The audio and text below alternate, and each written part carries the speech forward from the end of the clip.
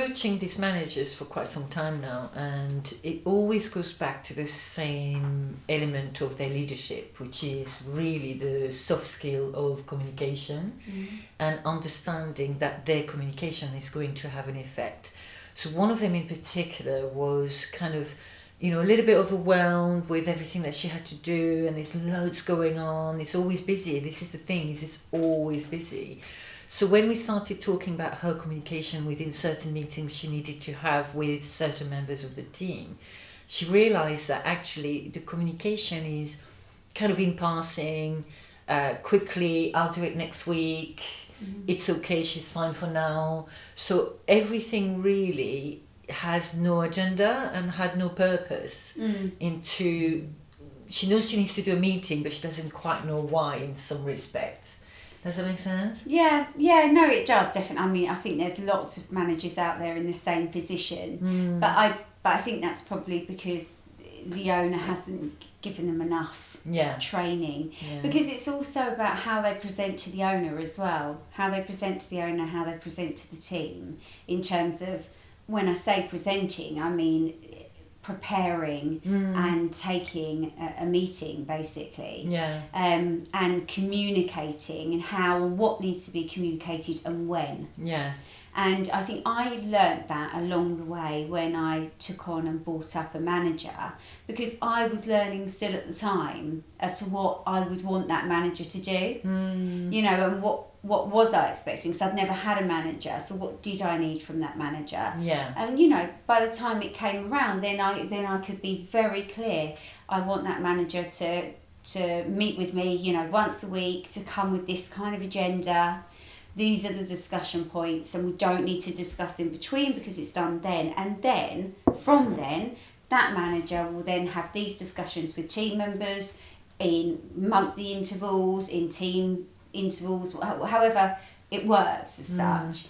And how does that discussion need to go as well? How are they... I think managers, they need coaching, even if they've managed somewhere else. But I think this is a key, because what made me realise is that, okay, I've been managing this kind of, not managing, coaching these managers for quite some times, and it was like, okay, so I have to revert back as to, it's interesting how, we kind of, so many years down the line, and it's this kind of, why are you going back to that? Because it doesn't matter how long you've been working as a manager, as an owner, you always go back to, I'm busy, time management's going out of the window, and if you're not structured, but we need to understand that that's going to happen. And January is always a little bit manic, trying to pick up on things that you haven't done in December, and then moving on to the strategy for the rest of the year. But then what I realised is actually, yes, she needs to be coached, which she is, and a lot of managers we're working with are on that kind of journey. But they need to understand that they become the coach as well for the team. Yes, yeah. So she came in as a receptionist, actually a therapist, went into reception, went into management team. So now she needs to coach the reception manager to get her to the level she wants to.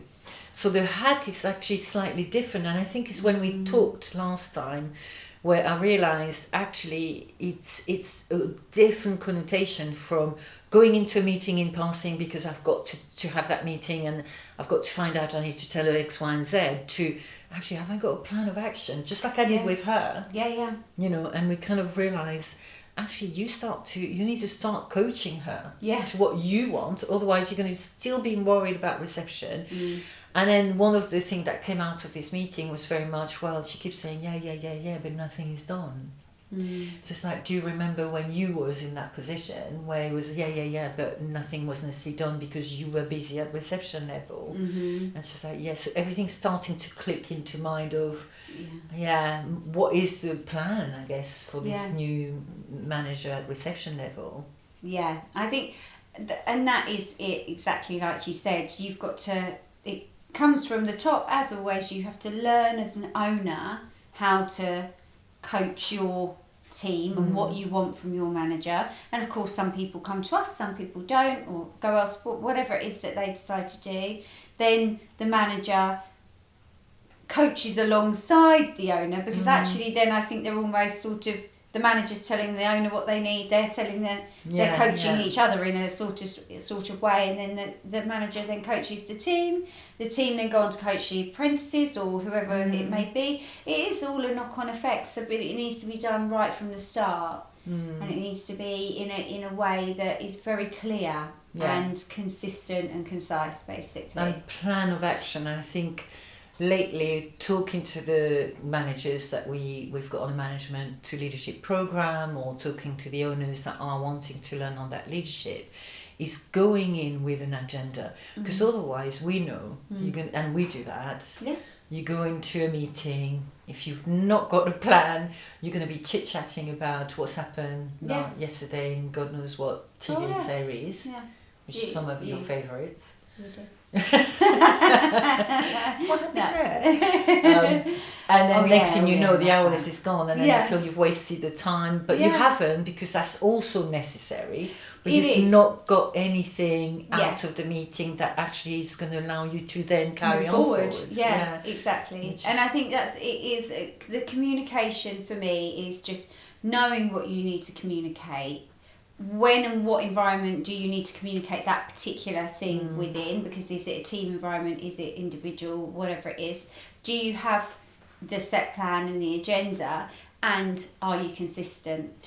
Consistency, and also when we started kind of talking, and yet she knows that. We've talked about it many times. We've coached through it. And it was so interesting that actually the mind goes back to the bad habits that we have constantly if you're not careful, and it's like you're not going to engage. You're going to be the clipboard manager if your style of meeting is going to be, have you done that, did you do that, I need you to do that. It's literally a clipboard manager. Rather than if you have those questions, the why, the open-ended questions that are going to generate a conversation that you're then guiding to where you want it to be, you're then really in the proper coaching mode, isn't it? Yeah. Thank you for joining us. We really enjoy sharing our thoughts on various topics. If you have a burning question, simply comment below. Don't forget to subscribe and hit that notification button to keep up to date with each new episode.